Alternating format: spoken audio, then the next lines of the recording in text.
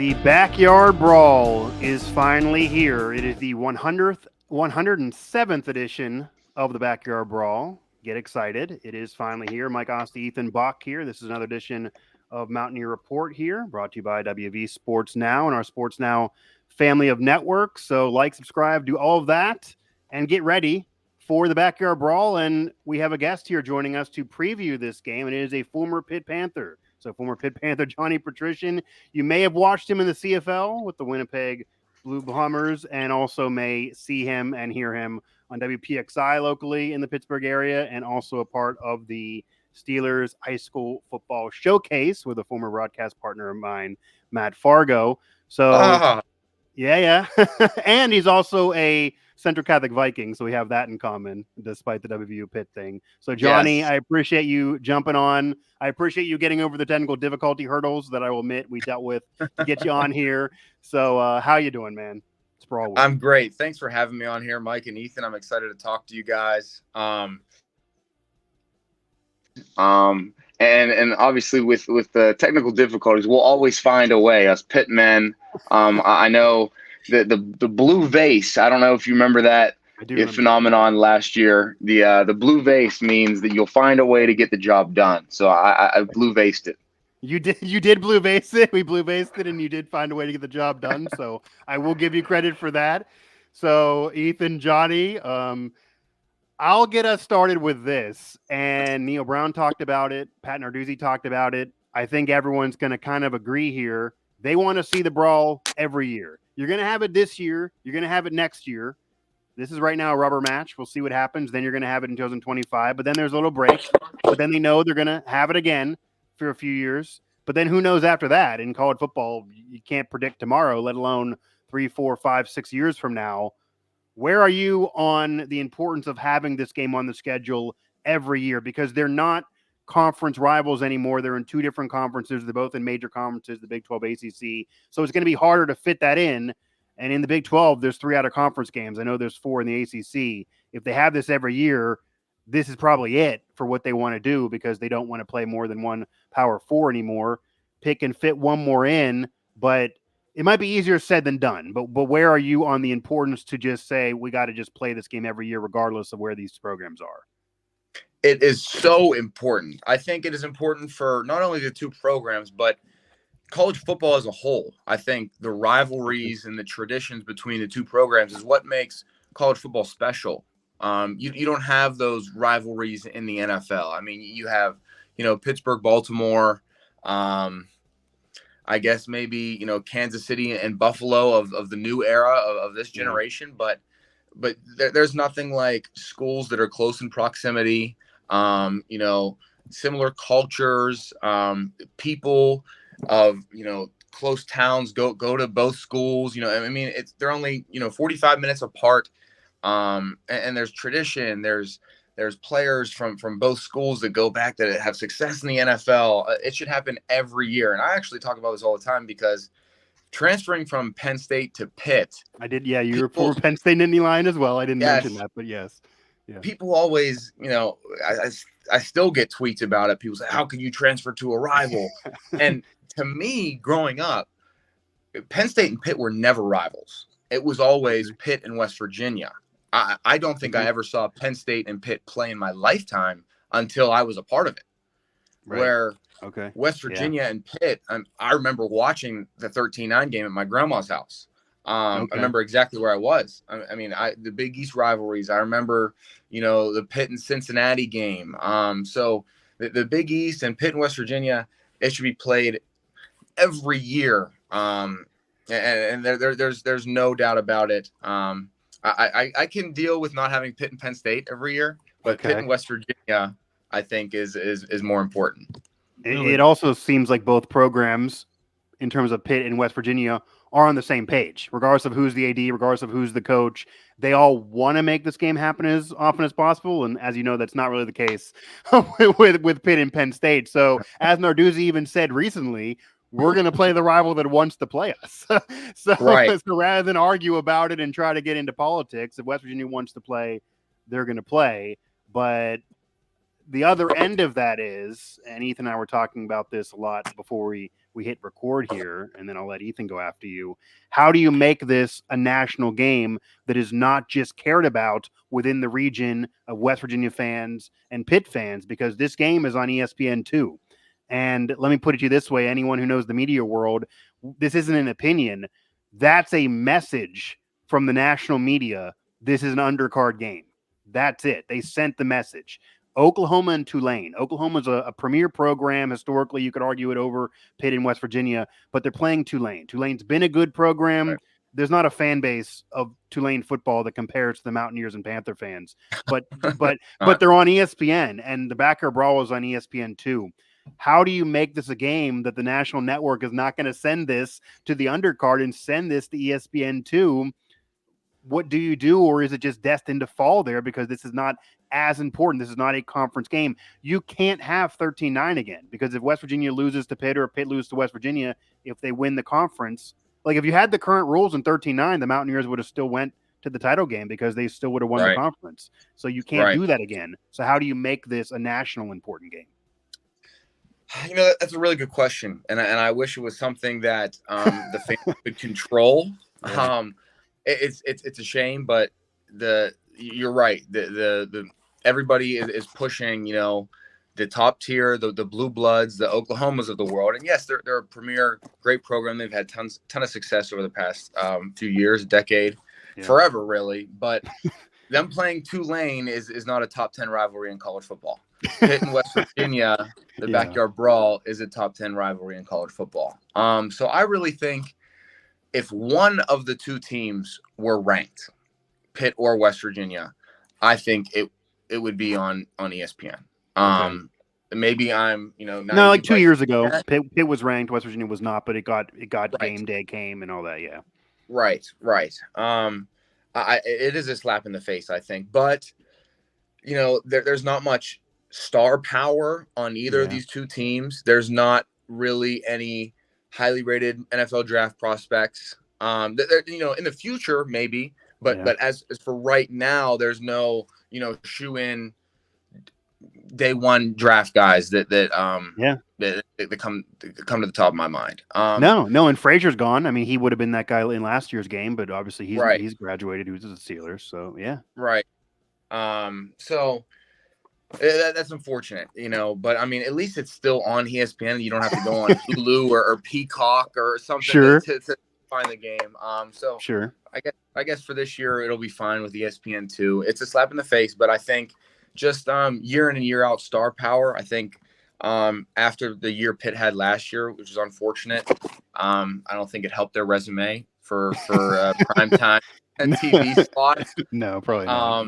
I can't. Was last year's game was on regular ESPN, right? Yeah, Yeah. So it's as I mean, they dropped it, and last year was 17-6. It wasn't entertaining. Maybe they didn't think it was a ratings bonanza, but it was still kind of a close game. 2 years ago, the Mountaineers had one of the worst seasons they've had in 30 years, but Pitt only won by a touchdown with a play at the end. The games are always close, no matter who's good and who's bad. And you have a better chance at a really good game here, but. Yeah, I mean, they sent ESPN2. That's a message after the last 2 years. They sent the message. So that's almost one of those, okay, maybe this goes to another level for both teams, for both coaches, both players. They got to make this the game. They got to make this the main event one way or another, even if they're not going to put it on ESPN. But that's a shame, though, because Johnny, your first point about conference realignment, Backyard Brawl lost its shine with the Big East just dissolving. We've seen it recently with Bedlam with Oklahoma State, Oklahoma. We've seen it with the Pac-12 schools moving conferences. Yeah. So, like, when does it get to a point where, like, West Virginia and Pitt, Backyard Brawl in the 2020s, it's not as important to the national people, networks, fans as it used to be.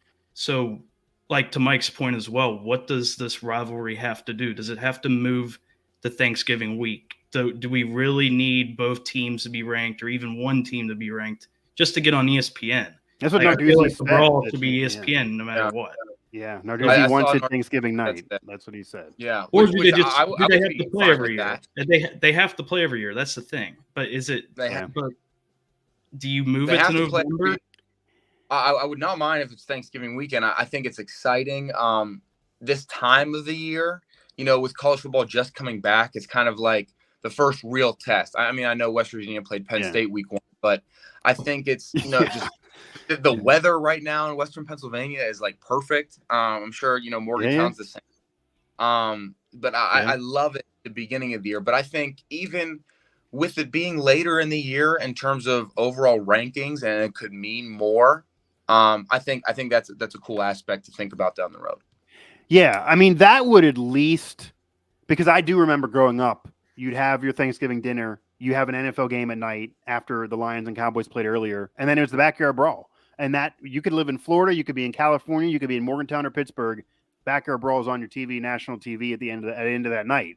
Now it'll be harder because you'd have to have these two teams agree to kind of go into conference play and then jump out of it to play a rival, and that could be a slugfest, and then go back into conference play if you do that.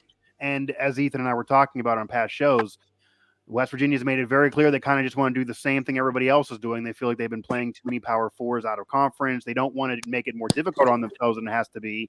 And if Kansas is not playing a rival in the middle of the season, then why should they? Which is going to cause it to be back in the beginning of the season. And if it's beginning of the season, it's probably going to move to ESPN2 at some point here. Talking with Johnny Petrishen here, former Pitt Panther linebacker. You see him around the Pittsburgh media scene these days here, Mountaineer Report on WV Sports Now. I do want to now kind of get into the game a little bit here, Johnny. Pitt is coming off a 3-9 season that you mentioned. Phil Jurkovec, quarterback that Pitt team in Morgantown, they lost. He threw 3 picks. They lost 17-6. Beanie Bishop, off of a question I asked him, by the way, I will brush my shoulders off, simply asking him what he saw on film, and then he came out there with, that guy I saw on film, that guy wasn't good at his job. And then he's still throwing shots. Just today in the locker room, as we're recording this on Thursday before the game, he's throwing shots still at Jurkovec. I don't know what his deal is, but he doesn't like the guy. But yeah, but Eli Holstein has a different offense. This is a more up-tempo offense. It's a totally different thing. New AOC. So as a former player, what makes this Pitt offense different than last year, better than last year? Why, when Beanie and others are saying, well, it's the same old song, why are they wrong? Like, how did Pitt do what they did against Cincinnati to make this a more formidable offense for the Panthers, since it looked like the quarterback play held them back in that game that they would have had really no chance once West Virginia started figuring out where that ball was going to be? Yeah, there's no doubt about it is that this offense is completely different from the past year. Coach Cignetti's offense was extremely old school, predictable. And I feel bad saying that, but let's call a spade a spade. Yeah. And let's be honest, last year's game, the score did not reflect how the game was played. I mean, the final score was 17-6, but it was not that close. It was not an 11-point game. West Virginia dominated that game. It was ugly to watch. And you're right. A lot of that does fall on the quarterback's shoulders. For Pitt last year, I liked Phil. He's a great guy. I felt bad for him during the game last year. Yeah. Because that's a hostile environment to play in. And he was not playing well. You could tell he was lacking confidence. And it was the beginning of the year in such a high pressure environment with a rivalry like this.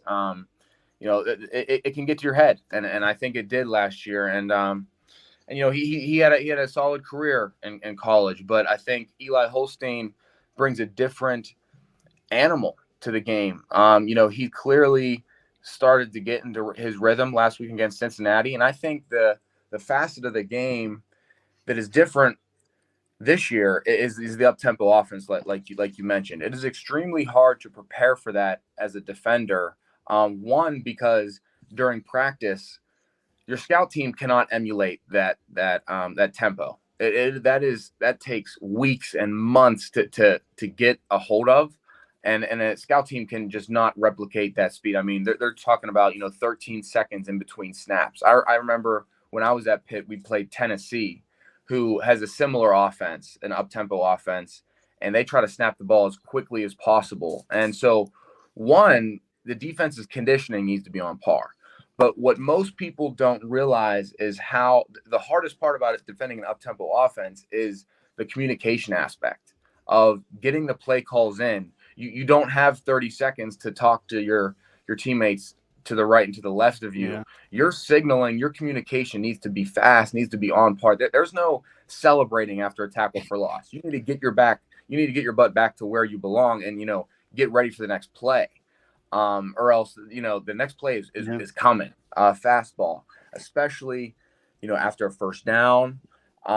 So the conditioning aspect is one, but the communication aspect is more important to me, because it's hard for a team to go from a regular pace to the fast pace. And West Virginia hasn't seen fast pace fastball yet this year. Penn State and Albany do not, they don't go fast. They don't go fastball. So I think especially on the back end for West Virginia, the communication aspect is most important, because it's easy to blow a coverage that way. Johnny, back to the Cincinnati game just for 1 second. Just midway through the third, Pitt's down 3 scores. Just what flipped, complete 180, just what flipped for the Panthers, and what could that momentum turn into the brawl? Well, I think it comes down to what Pitt team shows up. And I think that's a common theme, especially with a young quarterback like Eli Holstein, an inexperienced quarterback. I think in the first half he was rattled at Cincinnati.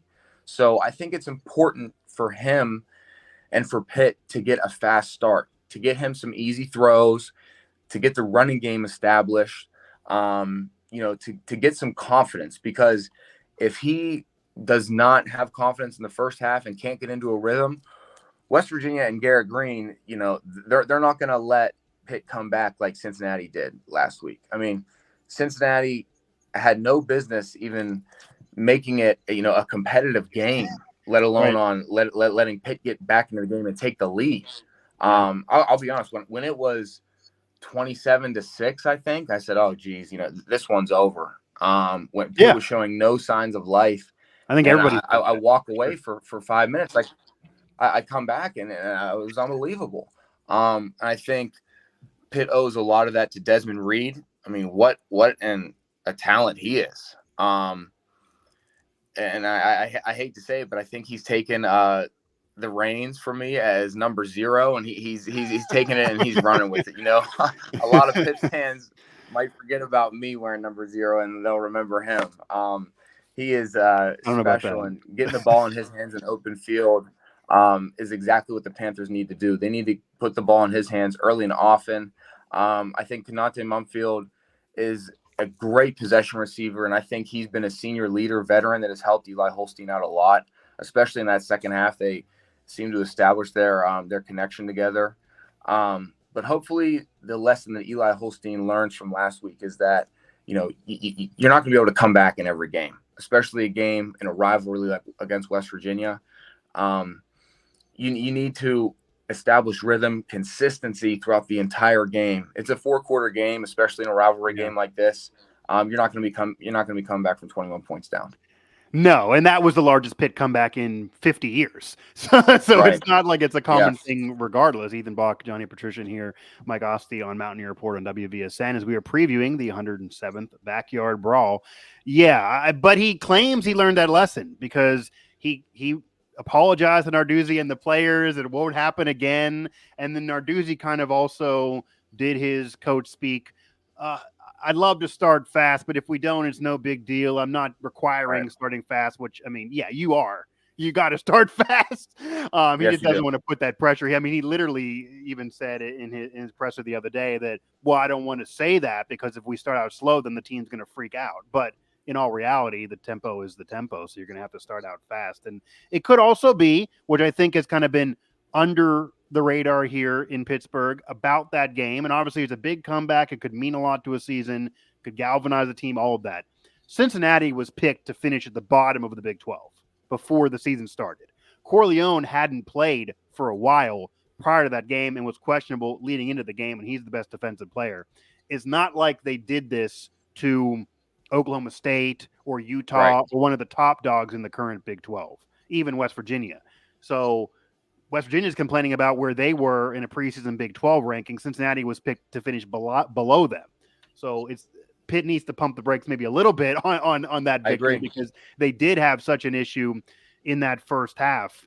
Outside of Eli Holstein being better than Phil Jerkovic, which obviously is an absolute must. I mean, because you mentioned even Humphrey. I mean, there was passes that Jerkovic missed at him last year. It was a quarterback disaster, honestly. What else is a key for you in this matchup when you look at Pitt and what West Virginia does? Mountaineers are going to try to run it. Pitt always tries to stop the run. What's the key for you outside of just the quarterback playing better? Yeah, of course. I think is really, West Virginia being in the Big 12, they're used to the shootouts, the high scoring, the offenses. But I think about West Virginia's pass defense. Drew Aller played the best game he ever has in week 1 against Penn State. And then I even look at week 2, Albany threw for 306 yards against West Virginia last year. Yep. And, yes, we're talking about inferior opponents, and Pitt didn't look great against Kent State either. And then obviously Kent State in week 2 goes and loses to St. Francis. So we see how credible an opponent that was. So, and I agree with you on the Cincinnati thing. So I'm taking that with a grain of salt. But I think really the X factors for me are, other than Desmond Reed that we talked about, is who else can step up for the Panthers, because Desmond Reed is not a nobody anymore. West Virginia knows all about him. So I think about Kenny Johnson. He's been a little quiet so far this year. Only 7 catches, I believe. I think you got to lean on guys like Gavin Bartholomew, who is the do-it-all tight end for Pitt. He's been there forever. He was a teammate of mine. But the defense for Pitt has been there for a while then, man. Yes. Okay. The Pitt defense is very young. They're very athletic. They're very fast. So to answer your question, I know I've gone off on a few different branches here, but I think the true X factor is getting to Garrett Green. He's a veteran. He played in this game for 6 snaps last year. That's what I mean. Pitt has not seen him. He was the backup quarterback 2 years ago. He got hurt early, and you could give West Virginia the excuse that they had their backup in when they didn't put more points on the board, because Narduzzi said it should have been 37-6. Well, yeah, but Nico Marchiol was there and he didn't play great. They have not really experienced the Garrett Green experience that people are talking about the last 2 years with him as the starter, and even a little bit before.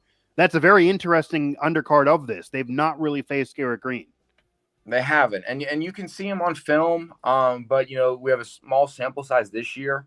Yeah. He wasn't too effective versus Penn State. I think West Virginia, with the early turnovers, they had trouble really getting their rhythm in that game, and Penn State was just firing on all cylinders, especially in the second half. But I think Garrett Green and his ability to really be the veteran of the quarterback matchup here, and be calm. He like you said, 2 years ago he was in this game, not playing, but he was in this environment, so he knows what to expect. And I think him just being the senior, the veteran of the two, I think that will show early in terms of protecting the ball and not getting too high or low based on early scores in the game, whether they get down or whether they get up. Johnny, how important is it, like, for the guys last year that played for Pitt to just educate the new guys? Because just in the transfer portal era, it doesn't matter what sport, football, basketball, etc. It seems like the brawl is just it's hard to actually keep momentum going with transfers coming in, freshmen. Just how important actually was it for those guys last year in Morgantown to lose? It could be a good thing, because now they've experienced that, they've witnessed that, like just that motivation factor. Now they at least have some education on the rivalry. So how important is that just in this era? That's ironic you said that, because earlier I saw a clip from Desmond Reed's press conference, and he said it was about West Virginia. He said, they hate us and we hate them, and we both know it. Yeah. And it crossed my mind, because I thought, I was like, this guy's been here for a couple months, and he knows nothing about the Backyard Brawl. Yeah, what kind of hatred do you have? Right. Right. Yeah. And so it was clear to me that that's been passed on to him. You're not born hating somebody. You're taught to hate somebody. Yeah. So So it's been clear to me that it's been passed on. I mean, I know how gritty and how tough Coach Narduzzi is, and he will use anything to get a team fired up. So if there's been any bulletin board material possible, you better believe it's in the Pitt weight room and in the Pitt locker room. Especially last year and how ugly of a game that was. I talked to many guys on the team, and it was not a good scene in the locker room after the game. And I know how a lot of confidence going in. I mean, Pitt showed up with Yes. helmets on because they were trying to bring back the batteries throwing that, which was 30 years ago, which again, they were probably educated on.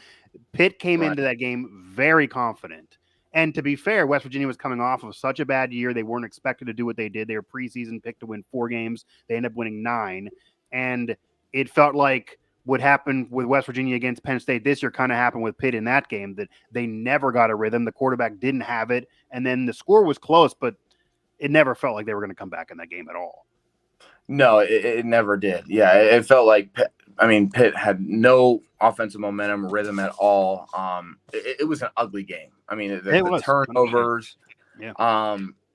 Thank gosh the score doesn't really show how it truly felt. But as a fan, because I was actually just looking at past games or stats about the rivalry today or this week, and I saw it 17-6, and I was like, wow, like that sounds a lot better than what it was. And I as a Pitt fan, I will admit that. The game 2 years ago was more entertaining for sure. Oh yes, 100%. Yeah. But even a 6-point deficit last year, that's like 4 scores. So yes, the 11-point might as well have already been a 35-6 win.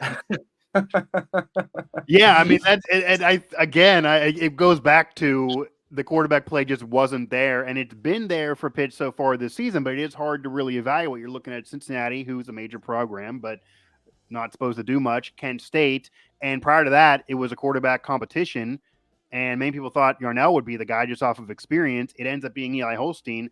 You'd have to wonder, because this was an issue after the brawl and even in the middle of the brawl. Some Pitt fans question that Narduzzi should have hooked Phil in the middle of that game because he didn't have it mentally, and maybe they could have then came back. Didn't happen. That's a criticism of Narduzzi, that he may be too loyal to certain players, and they kind of just let that season completely unravel. But 2023 is in the books. It is 2024 now. And I do want to ask you if you've been at all surprised by the spread, if you've seen it. It started out with West Virginia favored at 3.5. It's now moved to, I believe, 2 for West Virginia, maybe 1.5, depending on your sports book. Pitt is at home. Pitt is the 2-0 team at home. And West Virginia looked god-awful against Penn State. Yes, great against Albany, but Albany is an FCS program.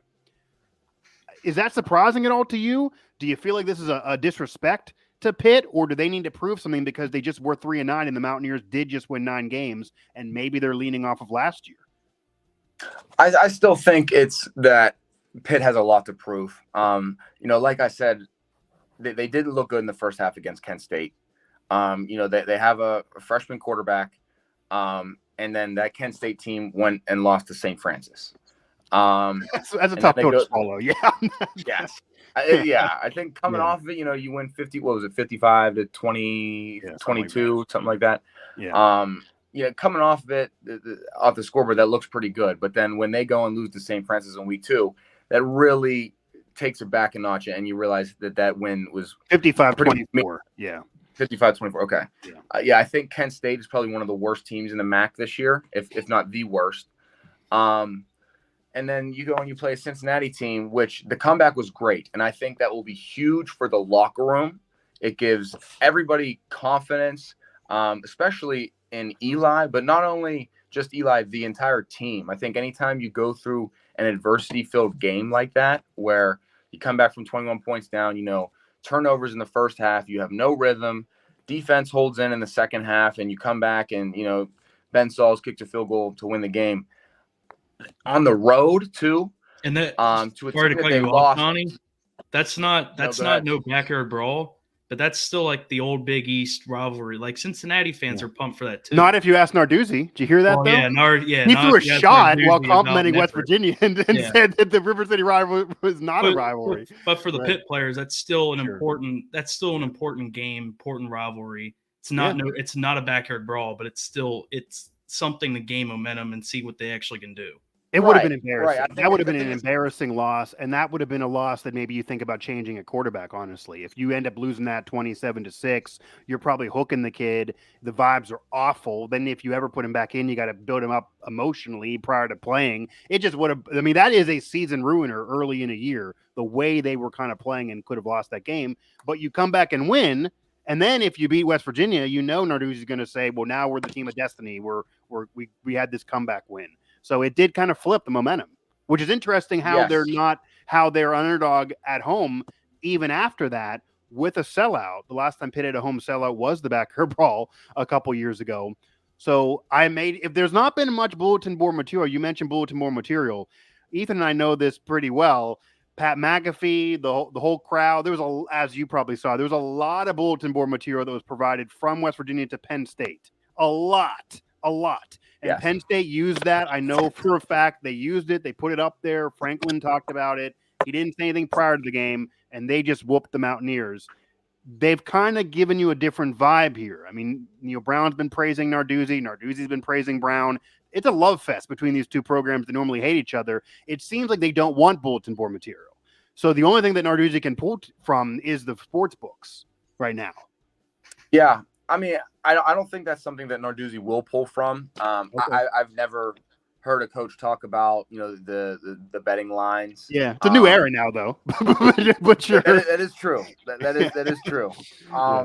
And back to just real quick, back to your point about the Cincinnati game, I will say that one of my favorite quotes is, "Winning minimizes the problems, losing magnifies the problems." The problems are still there when you win. Yep. They are just minimized a lot. So, and that is important to when you review the film, to pretend that the score is non-existent and to just learn from the mistakes on the film.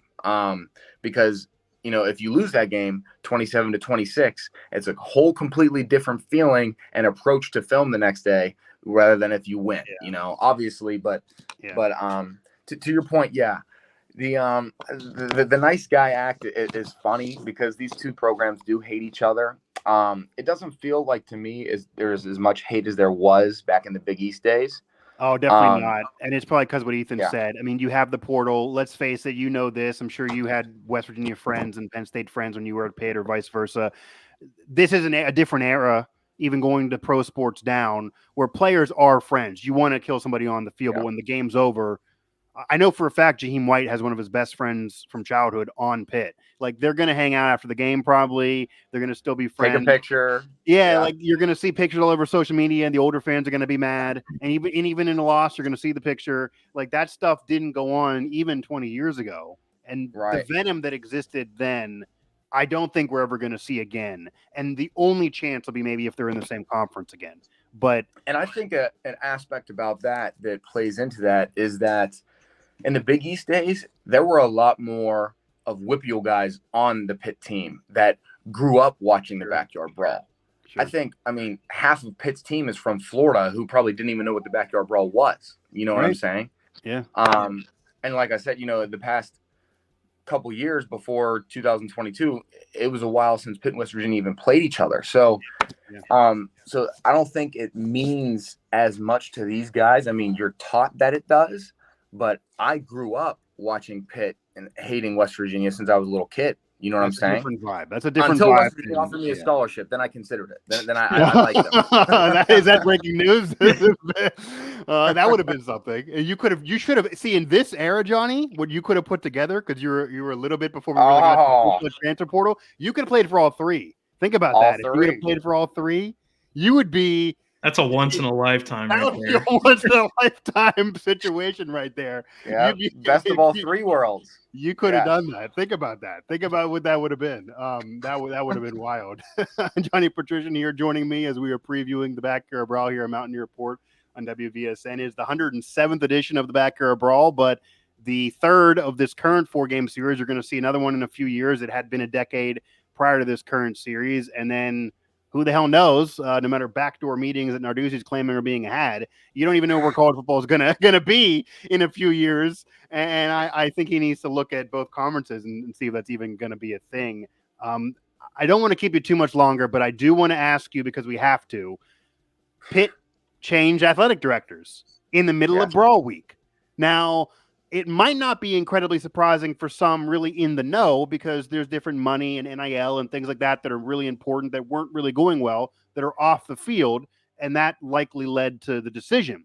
However, Johnny, especially coming from a player perspective, if you're sitting there Monday morning of Brawl Week and you see that news come across, and then you have to have Narduzzi start the presser with admitting he wasn't ready for it, he supports her, but he's trying to move on and keep his team focused.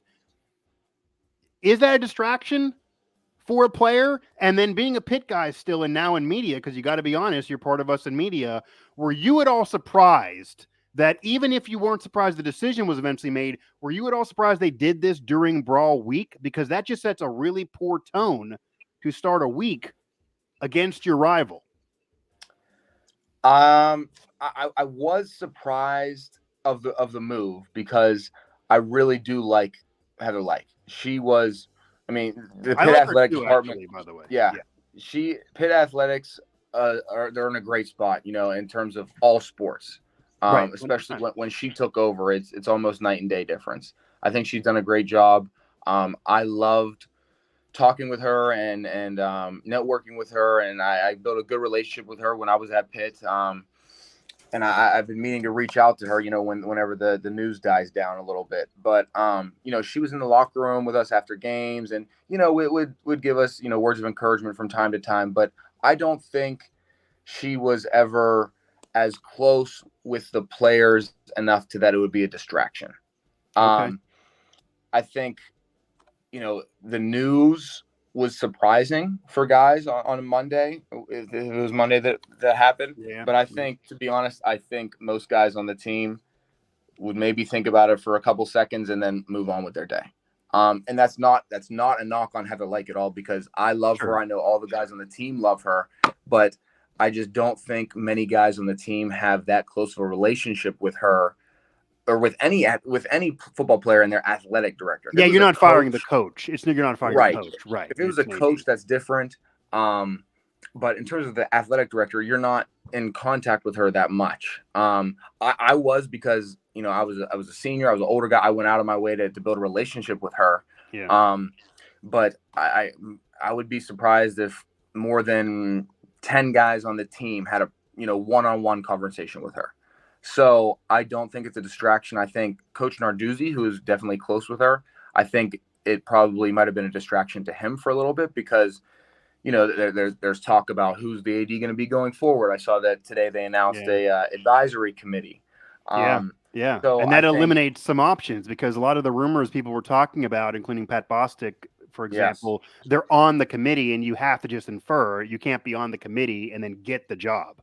So I'm just going to give you a prediction that it's not Pat Bostic now by being on the committee. I like Pat.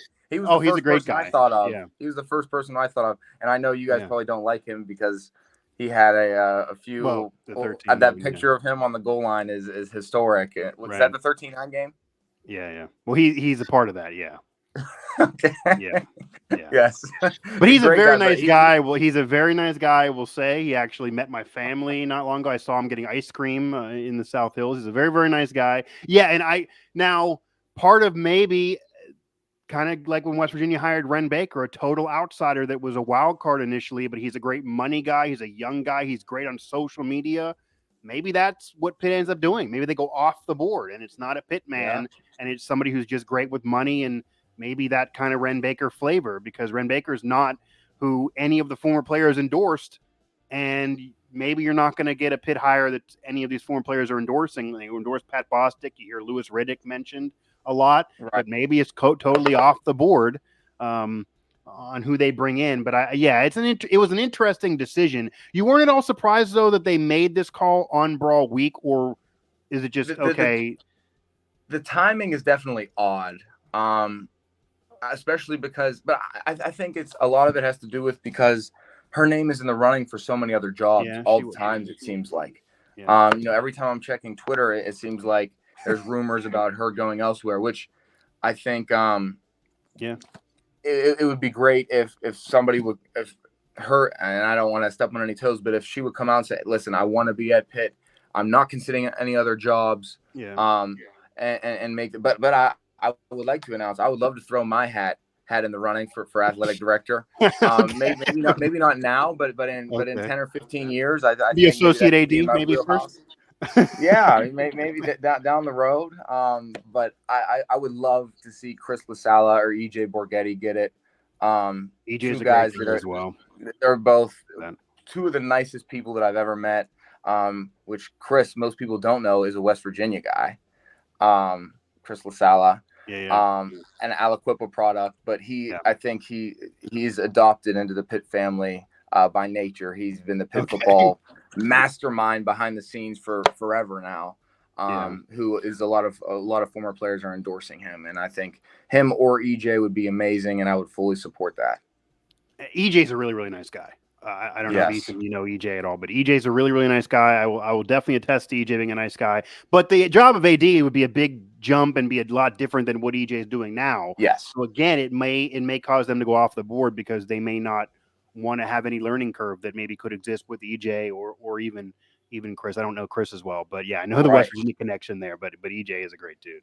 I think a lot of people are not really sure on what exactly athletic director does on a day-to-day basis. Well, see, on the day-to-day basis, yeah, you don't know when you're sitting in your office, but now I feel like the job now is different than it was. It's way different. It's way different now. Before I think I'll actually give credit to Bob Pompiani who brought this up the other day. Before it was a politician, you had to shake hands, kiss babies, have great relationships, be popular, etc., be able to have a relationship with the opposing rival and get games scheduled and all of that. Now you're a general manager. You're basically a general manager. You're figuring out a roster with a de facto kind of salary cap because you know what needs to be spent. You're working with NIL more than anything else. The Victory Heights thing is a big part of this too, and the money that was going to be going in there and the donor money that didn't come. So you're more of a GM than a politician. It is a completely different job. If this was 10 years ago, a Pat Bostic, any of those guys, EJ would make a lot of sense because they're Pitt men and they have a lot of connections in West Virginia, other schools. They're very popular everywhere. They would get votes if they're running for office. But this is a different thing now. I mean, this is a GM different animal now, which again has me predict they're going to go off the board, but we will see what they do. Ethan, do you have anything else for Johnny here in terms of previewing the brawl outside of predicting the AD situation? Just the last thing I have is like, other than Heather, like I assume that wasn't going to be like a major distraction, but what's just from a player's perspective, not brawl, just a rivalry game in general. What's a common distraction? Like what's the most common distraction that there would be in a rivalry game to where it actually gets in a player's head, coach's head for a few days leading up to the game? I'll tell you exactly what it is, and this is going to be surprising to you guys. I mean, the bulletin board material, teams talking trash, that's expected, and that's all part of the machine. That's the fun part. To be honest, in any big game or rivalry game, the biggest distraction for a team is trying to acquire tickets for your friends and family. Because every single person on the team has been asking for these tickets for months now.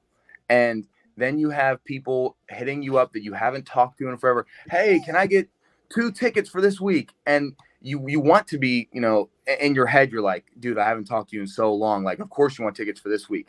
But then, you figure out a way to be nice about it.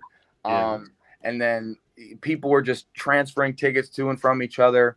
And honestly, it takes a lot out. I know for me being a Pittsburgh guy, it was hard for me to get 30 tickets every week for friends, family, for a normal game, let alone on a rivalry game. I know I texted LaSala and a while ago to make sure I was good for this game, because the last thing I want to be is a distraction to the guy who is, in the locker room, LaSala controlling everything behind the scenes. So I will give you that is the dark horse answer, because that is stressing out not only some of the support staff, but coaches, players. And because, as a player, you want your friends and family to be there. You want to please everybody. You want to help people out that want to come support you. But sometimes logistically you just can't make it work, and then you got to let some people down. And for me, it was like I would write out my rankings of who was most important to me to get a ticket to least important. And your friends ever see that ranking? They ever see that list? No. Going... I've had to burn those. Okay. Yeah, that's funny. That's a great dark horse answer. Your girlfriend to come.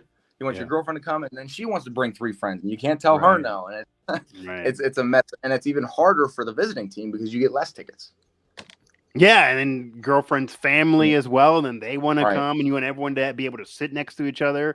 Right. Yeah, I could definitely imagine. It makes sense. It's almost kind of like, because you hear players say that before a Super Bowl. This is almost a local Super Bowl when you're a local guy like you were. Right. It's even a bigger deal for sure. So it's a dark horse answer, but it makes tons of sense here. Ethan Bach, Johnny Petrishen, Mike Asti here on Mountaineer Report as we are previewing the brawl. So I guess this makes sense now, and we will have JP go first.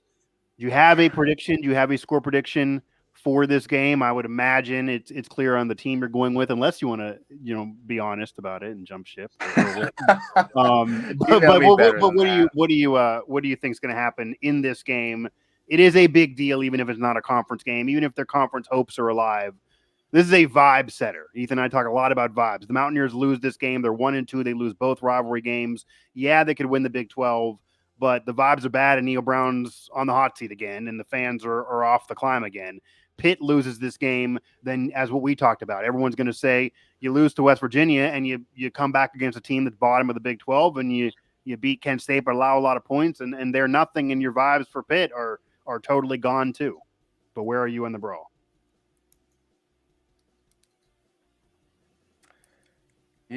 You're right. I will say, I'm going to say that Garrett Green and West Virginia, they get off to a hot start in the game. I say they take the lead early. Okay. And it's going to take Pitt a little bit of time to settle in. Eli Holstein's first game in a rivalry game, first sold out game, first primetime game. But Pitt's not going to give up. The defense is going to hang in there. Something wacky is going to need to happen to flip the momentum, whether it's a special teams touchdown, whether it's a forced fumble, a turnover of some sort. Pitt's going to need to get a cheap touchdown, a turnover in enemy territory, and they're going to hang in there. And I think that Ben Sauls is going to kick a game-winning field goal because I think he's the best kicker in the country, and especially in prime and clutch moments. And he has ice in his veins. So I'm going to go Pitt Panthers 20-17. Okay. So way under the over-under, which is approaching over 60 now, which is it really? Yeah, it's 64.5, which is wild. I mean, that seems way too high. That's way too much. I want to bet on it, quite frankly. Yeah, I probably shouldn't. I don't see that happening. I think it's going to be too and we didn't talk about that. Neil Brown in West Virginia, they have it when they want to, they can go a little faster pace as well. Yeah. I think it would play smart to Neil Brown if he tried to slow the game down and try to control the clock, especially with a defense that could be tired. You have a more aggressive Neil Brown, by the way. If you remember 2 years ago in the brawl in Pittsburgh, he was criticized a lot for being timid and very conservative and never going for it in the brawl. You got to be guns blazing. He was like that against Penn State, although it didn't matter. They were just so bad in the game and so out of it. But he's been more aggressive since then. So it'll be interesting if he tries to get a retribution, if he's more aggressive. And I will say, I'll throw a prediction out there before I give Ethan the floor for the score. The Day Farmer, if you've heard that name, that was a 2024 recruit for West Virginia. He's a freshman at West Virginia now, but he flipped from Pitt to West Virginia on signing day. He's already been a part of the offense a little bit. Wouldn't be shocked if they try to get him involved and maybe go deep to him or something. He has a lot of speed, even though he's skinny, early in the game to try to kind of needle Pitt. That would dig Pitt if they allow a TD to Day Farmer, because Pitt thought they had him and then he flipped out. Maybe they don't get cute and do that, but I've always thought that they would try to involve him in this game. But yeah, Neil Brown has some air raid still in him, but they are a two-headed monster on the ground, and a lot of this will depend on how smart or not Garrett Green is. But Ethan, what is your Backyard Brawl prediction? So I'm not taking the over. That's way too high. That's wild. But Johnny, I've also got a 3-point game. but Okay. I got the Mountaineers. I'm Okay. really concerned about West Virginia's secondary specifically. Yeah. If Pitt can really target the middle of the field, open up the field, I think generally it's going to be a close game just because it's a close rivalry game. But I like you said, I think with Eli and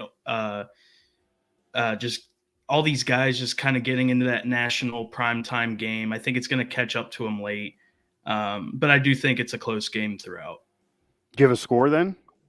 Oh, sorry, I thought I already said it. I had 27-24 WVU. Okay. Yeah, I think that makes sense. I actually do think this is a 3-point Mountaineer win as well on an Adelaide field goal. That's kind of what I was thinking going into this anyway. And it's interesting because Michael Hayes, we talked actually to him, and it was Pittsburgh, West Virginia media all there asking him if he's ever dealt with wind like this, what this would be like, because he kicked last year, but that was in Morgantown. He was not part of the game 2 years ago.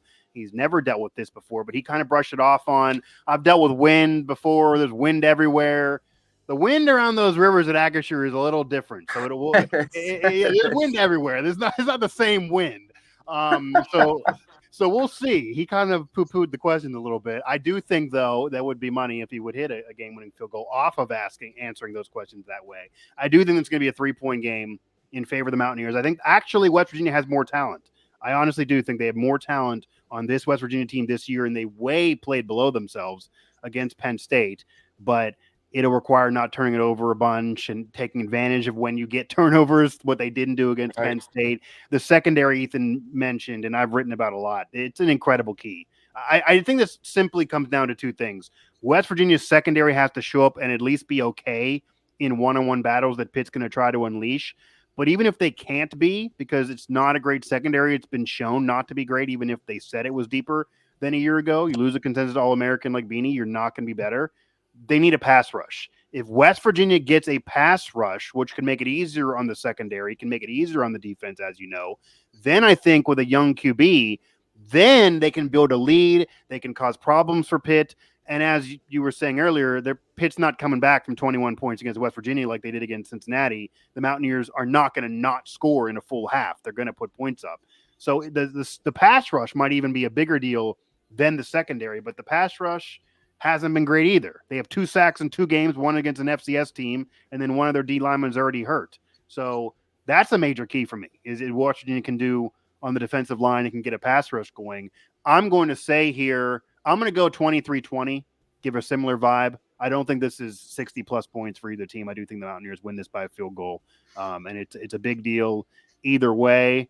And it would also be wild, by the way, if Pitt started this year 3-0 when before the season, nobody thought they would do anything. The schedule's not that hard, but 3-0, I almost can't believe in those vibes, which again leads me to West Virginia winning this. But we will see. Johnny, I fully appreciate the time. We had to get over some technical difficulties, but I appreciate you jumping on this nonetheless. And I'll have you on maybe another show as well. We can talk the national scene on Mic Drop. Yes. But I appreciate. Yes, love that. Yeah, I appreciate you jumping on here. And maybe I'll see you at the Brawl. I know you're going to be on the sidelines, and I hope so. I hope so. Text me, man. We'll meet up. But Ethan, Mike, I appreciate your cooperation and your patience for the beginning of here, getting over the technical difficulties. But we found a way. It was great talking to you guys, and enjoy the game because it's not often that you get to have a rivalry game like the Backyard Brawl. We're spoiled, and so have fun. And we'll talk about our predictions after the game. Yeah, for sure, man. Yeah, and even if the national audience doesn't get to appreciate this because it's been bumped down to the undercard, we will know what it is and we'll be able to appreciate it nonetheless. So, yeah, Johnny Petrishen, I definitely appreciate the time, man. Sounds good. Thank you. Johnny Petrishen, you can watch him in the CFL. You can also see him on your TV in the Pittsburgh market, which includes Morgantown, by the way, in the DMA. It is a factual thing on WPXI, and also a part of the Steelers high school football showcase with Mount Fargo every Friday night. So, Ethan, any final words before we get to the Brawl? Obviously, the Backyard Brawl, 107 editions of this thing. That's just insane to even say. This is now a kind of a rubber match of this current series.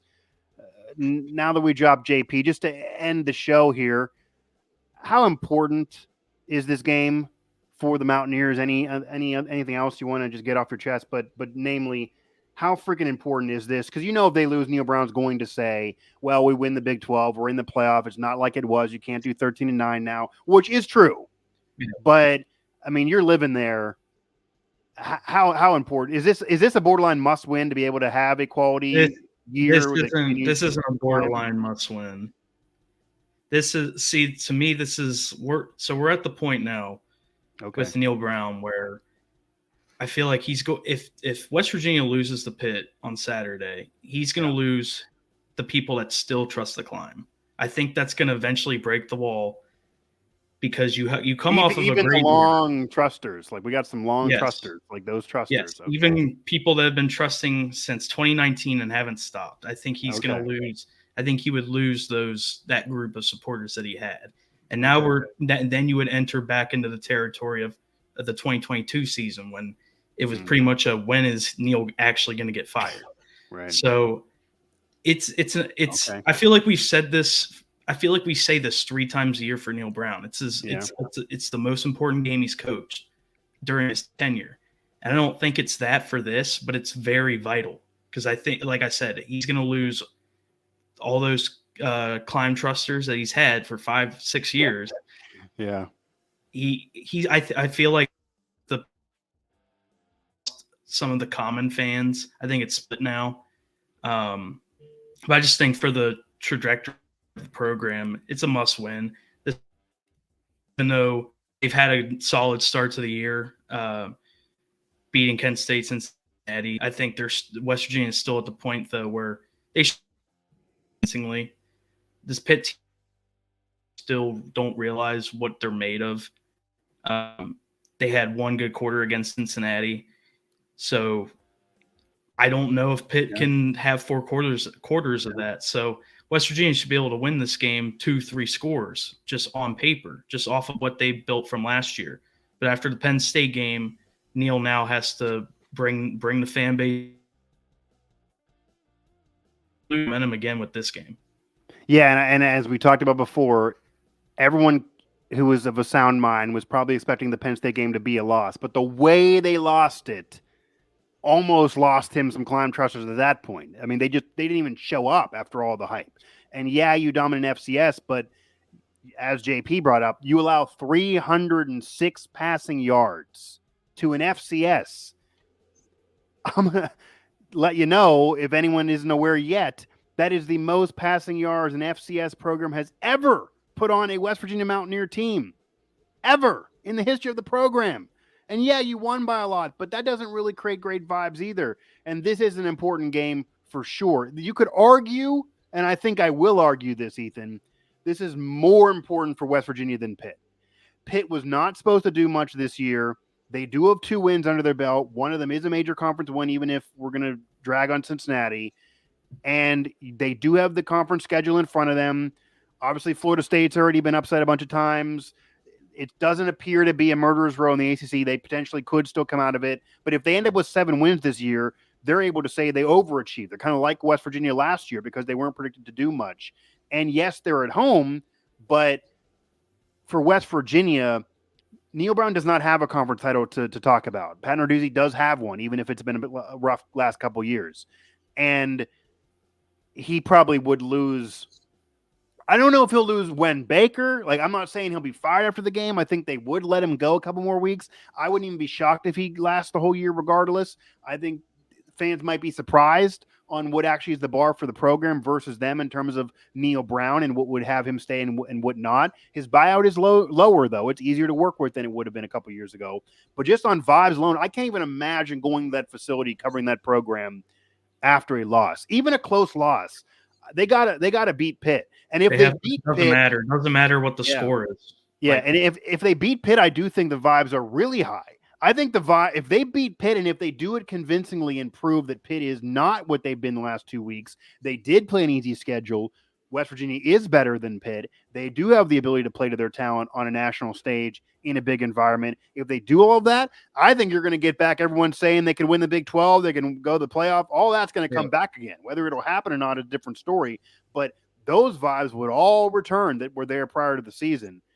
But it's simply a make or break game for this year. That's Yeah. what it is. Week 3, it's hard for that to be the case because we got to try to cover this the rest of the season here and do more shows. So I'm not telling you not to read and not to listen, but yeah, I mean that kind of is the situation, and that does suck to say in a way, but I definitely feel like there's more pressure on West Virginia than on Pitt, and it does feel like that West Virginia is not pressing. It does feel like that they are kind of calm, which maybe you would think in this environment they would be pressing. So maybe that's a positive. Neil Brown was very laid back at his presser, more so than I think even going into the Penn State game.